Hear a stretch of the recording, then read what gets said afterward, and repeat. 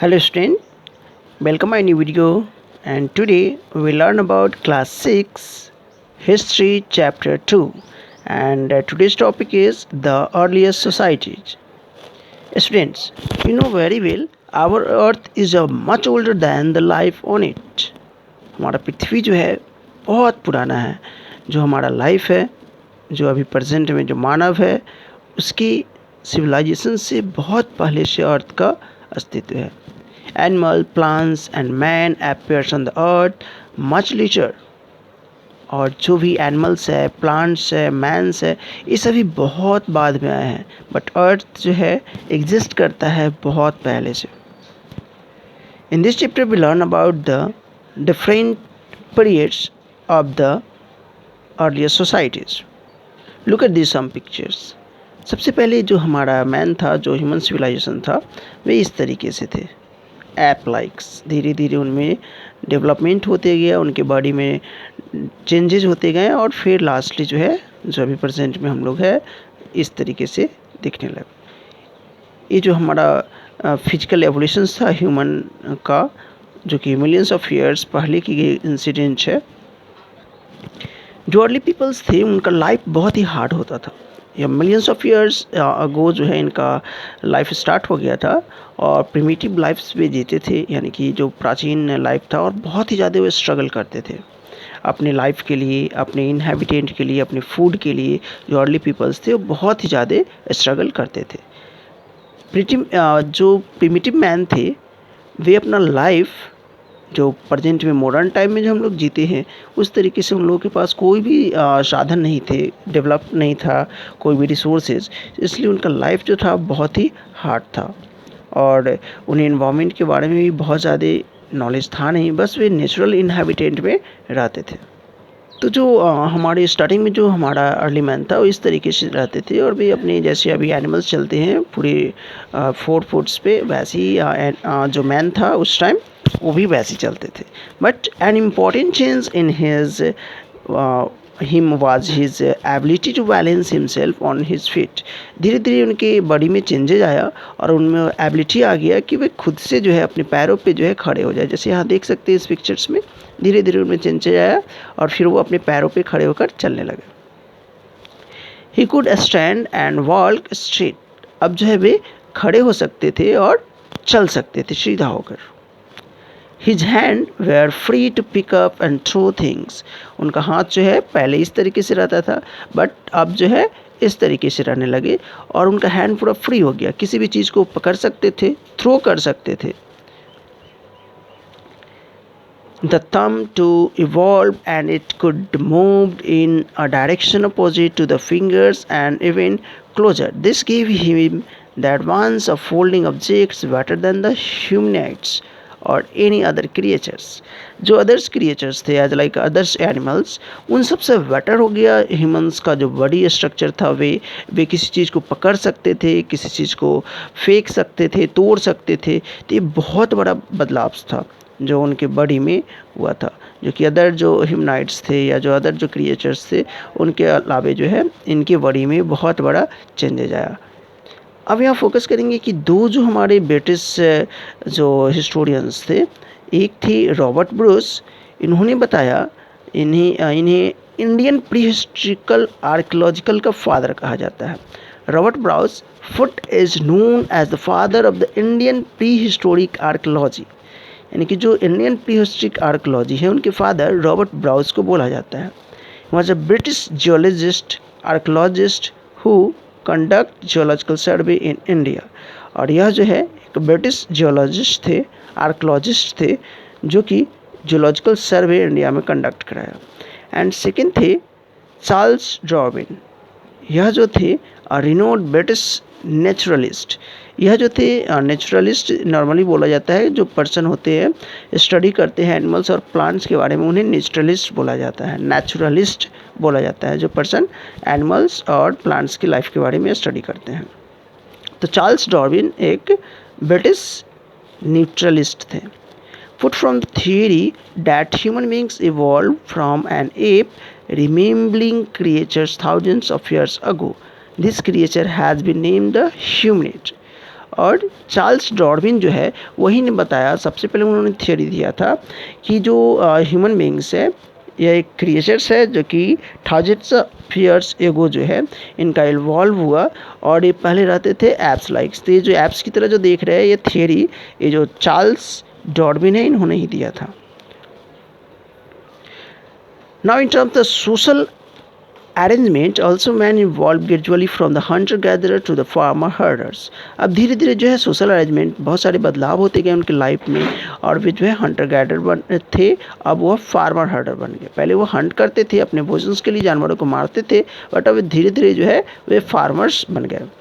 और यही जो चेन्स है, the chain of chains let the primitive man what he is today. और यही एक चेन जो बना, एक कर्मानुसार जो चलते रहा प्रिमिटिव मैन का, वे जो है प्रेजेंट में आप देख सकते हैं कि वो प्रेजेंट में कैसे हैं, जैसे कि हम लोग हैं।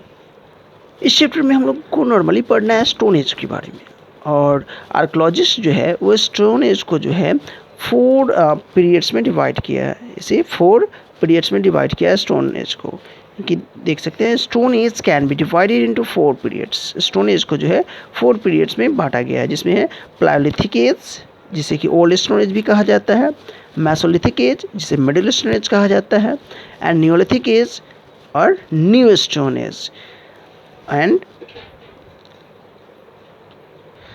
Chalcolithic as. यह 4 देख सकते हैं कि 4 जो हमारा हिस्ट्री है, जो स्टोन एज है, इसे 4 सेक्शंस में डिवाइड किया गया, प्लायोलिथिक, मेसोलिथिक, नियोलिथिक एंड चायोलिथिक्स। ये 4 भाग में जो है इसे डिवाइड किया गया। वंस अगेन, प्लायोलिथिक, मेसोलिथिक, नियोलिथिक और चायोलिथिक्स, ये 4 भाग में जो है स्टोन एज को डिवाइड किया गया है।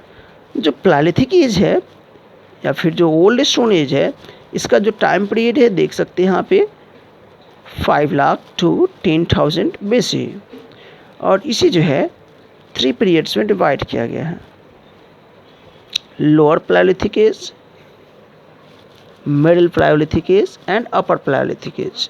यानी कि जो प्लायोलिथिक एज है इसे 3 भाग में बांटा गया, lower palaeolithic age, middle palaeolithic age and upper palaeolithic. अब देखते हैं लोअर प्लायोलिथिक एज में क्या था। तो this period experienced an ice cover on the earth, the climate was extremely cold because of which this age is also known as the ice age and Pleistocene period. The most common stone tools of this period were the hand axe, and these were mainly used for the chopping tree and hunting animals. These tools were also called choppers. तो lower palaeolithic as में क्या था, तो ये ice as था। पृथ्वी उस समय पूरा का पूरा जमा हुआ था बर्फ की तरह, चारों तरफ आइस ही आइस था। इसे जो है प्लायोस्टोसीन पीरियड भी कहा जाता है। इस पीरियड में जो है नॉर्मली जो टूल्स थे वे हैंड एक्स से हुआ करते थे, जो कि नॉर्मली जो प्लांट्स है, जो ट्रीज है या एनिमल्स है, उसको हंट करने के लिए यूज किया जाता था, या ट्री को जो है चॉपिंग करने के लिए, चीरने के लिए, तोड़ने फोड़ने के लिए, और इस टूल्स को चॉपर्स कहा जाता था। तो ये था हमारा लोअर प्लायोलिथिक एज का फीचर्स। यानी कि लोअर प्लायोलिथिक एज में क्या है, तो दैट टाइम जो था हमारा अर्थ पे चारों तरफ आइस था, पूरी आइस से कवर था हमारा अर्थ। और इस पीरियड में जो मोस्ट इम्पॉर्टेंट जो टूल्स थे वे थे हैंड एक्स, जिसका यूज किया जाता था चॉपर्स के लिए, यानी कि एनिमल्स को मारने के लिए या प्लांट्स को जो है चॉप करने के लिए। सेकेंड देखेंगे तो जो आर्कोलॉजिकल्स जो कुछ फाउंड किए हैं इस पीरियड में, तो इसमें जो देखेंगे तो रिवर सोन पंजाब, जो कि प्रेजेंट में पाकिस्तान की तरफ है, रिवर नर्मदा जो कि मध्य प्रदेश में है, यहाँ पे कुछ सिमिलर टूल्स फाउंड किए गए हैं, जो कि वेस्टर्न एशिया, यूरोप और अफ्रीका इन जैसे प्लेसेस पे शामिल था। इन जैसे प्लेसेस पे यह पाया गया है। कई सारे टूल्स यानी कि आर्कोलॉजिकल्स ने फाइंड किया है इस लोअर प्लायोलिथिक एज के कई सारे टूल्स को। देखेंगे मिडिल प्लायोलिथिक एज, इसमें जो मेन टूल्स थे, the main tools of this age were various types of scraps, borders made the stone flags. These tools were sharp. The climate was good, but not as several as before.